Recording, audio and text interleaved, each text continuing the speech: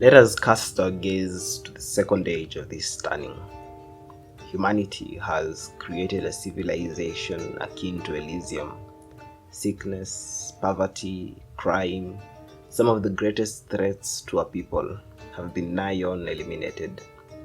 Technology and discoveries on the manipulation of the one power have evolved and been integrated into the lives of everyone. Even those who cannot channel have access to jokers and tongue real of every sort. The society's founding principle is service. All merit and achievement is based upon the service one renders to the collective human whole, such that even the most powerful people of this age call themselves Aes Sedai, servants of all. Sometime during this age, a boy is born. He is raised on estates, and a distinct memory that stays with him are the apples he used to steal from the garden.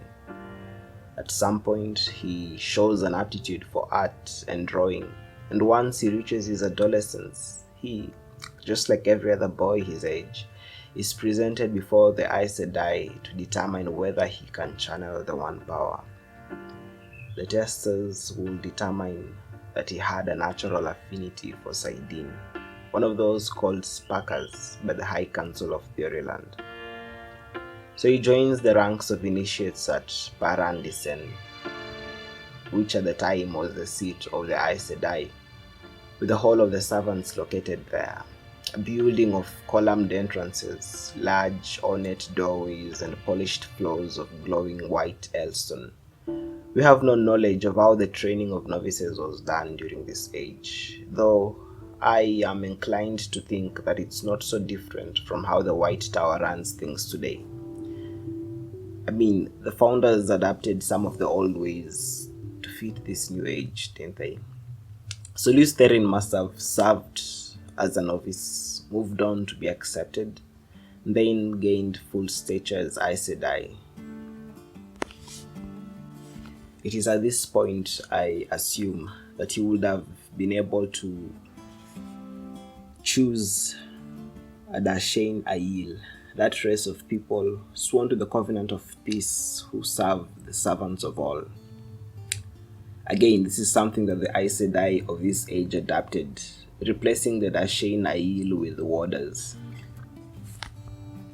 Little is known of Lews Therin's deeds during this period. We know some of it, but if any official records or biographies of this man exist, they have been ravaged by the passing of time. We know that he was an exceptional channeler, one of the most powerful. His strength level was ++1, a rarity, and that would ensure that he lived a long life, 800 years or so. Lews Therin was tall, handsome, and arrogant. He was a man who did not like to lose. Combined with the fact that he usually came out on top, most of his companions came to envy him. He wrote books of great acclaim, made discoveries, and gained his third name. Eventually, he would become first among the servants, the leader of the Order of Aes Sedai. Though at the time it was organized more of as a guild, the records are pretty clear. Aes Sedai did not rule the people. They were a self-governing body with sufficient political power to assure that their leader was a powerful person, but he was not the ruler of the world. Sometime during this period, Lews Therin became romantically entangled with Mirin Eronail, a fellow Aes Sedai. Mirin was beautiful, very, very beautiful. Some have considered her to be the greatest beauty to ever walk the earth. I don't know about this, yet I don't want to dismiss it out of hand. Mirin was a researcher working at the Column Dan in Hussein. She was powerful in her own right, though not much about her was remarkable. Remember, mere ability with the power was not a means to set one apart. She had not earned her third name, and indeed she never did. This relationship did not last long. Lews Therin broke it off when he realized that Mirin had no real affection for him. She only fancied the association with his power, and saw the relationship as a means to elevate herself. Miri never got over this and would go on to pursue Lews Therin obsessively, like a stalker.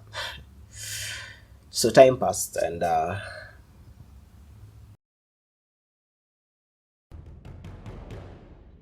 Mirin became part of a research team that was exploring the limits of the One Power, pushing the envelope as one might say. For ages, men and women who could channel had worked side by side using the One Power. Mirroring Saidin and Saidar, the two opposing halves that drive the wheel of time, wonders had been made. This was accepted as a sort of natural law.